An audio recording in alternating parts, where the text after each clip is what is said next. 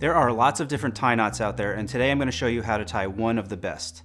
It makes a great dimple and has one other amazing benefit, which you'll see in just a bit. I'm Brian Sakawa. You're watching He Spoke Style. Let's learn how to tie the Nikki knot.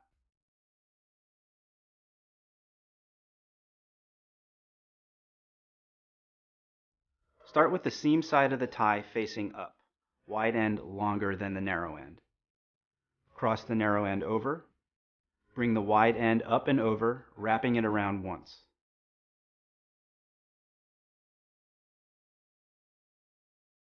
Bring it to the other side and wrap it around once. Now, depending on the thickness of your tie, you could skip the next step, but because this tie is made with a thinner fabric, I'm going to wrap it around one more time to give the knot a little more heft.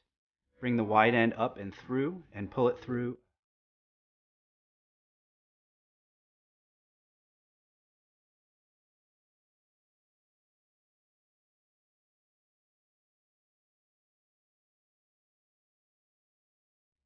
Start with the seam side of the tie facing up, wide end longer than the narrow end.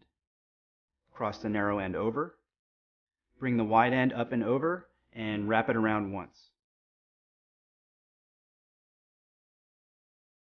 Next, bring it to the other side and wrap it around one time. Now, depending on the thickness of your tie, you could skip the next step, but because this tie is made with a thinner fabric, I am going to wrap it around one more time to give the knot a little more heft. Bring the wide end up and through and pull it somewhat tight. Thread the wide end through the loop, pull it through, and give it some final adjustments.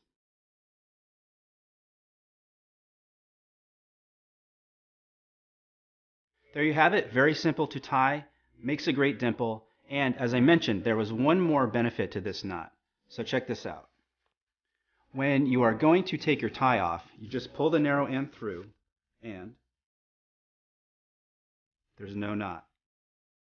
So I've been using the Nikki knot a lot recently. Between this one and the double four-in-hand, those are my two go-to tie knots. Thumbs up if you like this video, leave a comment below, and don't forget to subscribe to the channel. Thanks for watching, and stay tailored.